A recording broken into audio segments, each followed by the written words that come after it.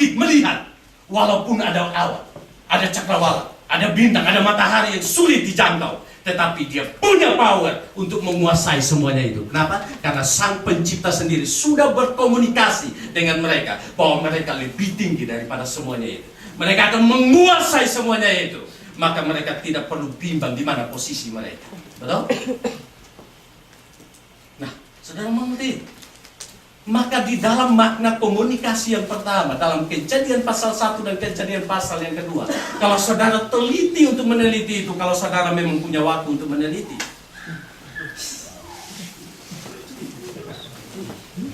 kata kalian bilang, boro-boro meneliti Pak, buka Kejadian pasal 1 aja susah.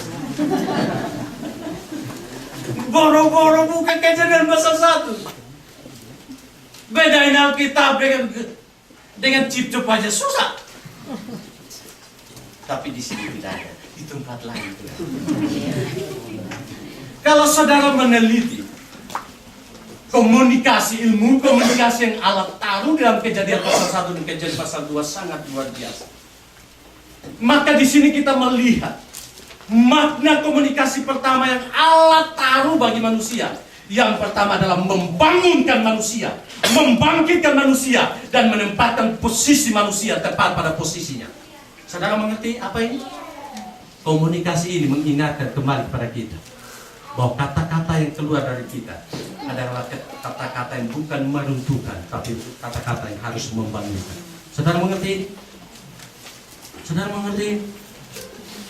Kata-kata yang keluar dan komunikasi yang harus keluar bukan komunikasi yang meruntuhkan, bukan komunikasi yang menghancurkan, tetapi komunikasi yang harus membangunkan sesama kita. Itu contoh yang Tuhan buat.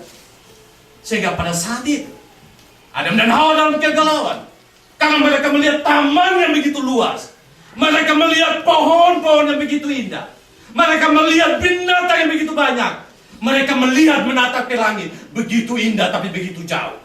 Dan ketika mereka menatap diri mereka, mungkin mereka menatap sebagaimana Pemasmur menatap. Pemasmur katakan, ketika aku melihat langit buatan jarimu, ketika aku melihat bintang adalah buatan tanganmu, ketika aku melihat awan dan semuanya adalah tempat engkau berpijak, dan aku melihat kepada diriku, siapakah aku? Aku manusia hina. Aku hanyalah debu dan tanah. Betul? Kalau Adam dan Hawa juga menyadari, loh aku juga debu dan tanah. Siapakah aku? Ada kebingungan-kebingungan seperti itu. Maka ketika mereka menemukan diri mereka sepertinya tidak berharga, mereka menemukan diri mereka dibandingkan dengan yang lain lebih berharga, maka mereka mulai berpikir, kalau begitu saya tidak ada apa-apanya. Maka bisa saja muncul yang namanya apa? Minder. Sehingga tugas pencipta tidak dapat berjalan dengan baik. Maka Tuhan datang dan Tuhan berkomunikasi dan menempatkan mereka pada posisi yang tepat. Saudara mengerti? Maka dengan demikian Tuhan katakan, hei, ingat, engkau bukan di bawah, engkau di atas mereka. Karena seringkali saya katakan posisinya begini, garisnya. Allah di atas, manusia di tengah, alam itu di bawah. Karena kita menguasai alam. Nah, saudaraku, kalau Tuhan tidak berkomunikasi seperti ini, maka saya percaya bukan tunggu zaman-zaman sekarang baru ada animisme, dinamisme, orang menyembah pohon, batu, kayu dan lain sebagainya di situ ada kekuatan. Tapi mungkin pada zaman itu sudah ada. Kenapa? Karena ketika dia melihat pohon seram, no? Ketika dia mulai lewat kegelapan malam, wah, ketakutan. Akhirnya dia melihat di situ ada kekuatan yang besar. Di situ ada yang bisa diandalkan dan lain sebagainya. Dan akhirnya dia tidak lagi percaya itu. Tapi Tuhan datang berkomunikasi kepada dia. Kau tidak serendah itu. Engkau tidak perlu minder. Engkau tidak perlu takut. Bangkit, karena aku berikan kuasa kepadamu untuk melihat. Dan engkau akan menguasai semuanya itu. Maka sampai saat ini kita menemukan orang sampai di mulut. Planet mereka berusaha untuk capek. Bahkan saya kaget kalau saudara ikut TV, walaupun saya tidak bisa bahasa, tapi saya senang karena ada berita malam itu dicampur dengan bahasa Inggris begitu ya. Bahasa Jepangnya itu dihilangkan atau bunyinya kecil, baru bahasa Inggrisnya yang seringkali dipakai. Di mana di Amerika ada seorang yang berusaha untuk bikin lubang di bagian tingkatan langit ke berapa itu supaya cahaya dari bumi ini bisa naik kepada planet-planet yang dimana tidak ada cahaya di situ. Bahkan dia berusaha bikin lift, istilahnya lift, dari bumi ini sampai kepada planet-planet yang tidak ada kehidupan itu sendiri. Pada saat kami lihat itu, saya dengan istri terlalu begini. Apakah bisa seperti itu? Dan dia berusaha supaya di tempat-tempat yang tidak ada kehidupan, ketika cahaya sampai ke sana, di situ ada kehidupan, di situ itu harapan dia. Tapi saya berpikir mungkin juga, ya ini secara logik ya, saya juga ikut, akhirnya dipengaruhi untuk berpikir seperti itu. Karena mungkin cara berpikir dia itu seperti cara berpikir orang dulu ketika ada seseorang yang menemukan penemuan tentang mobil. Dengan perhitungan 1 jam dia bisa kecepatan 180 km, gitu ya.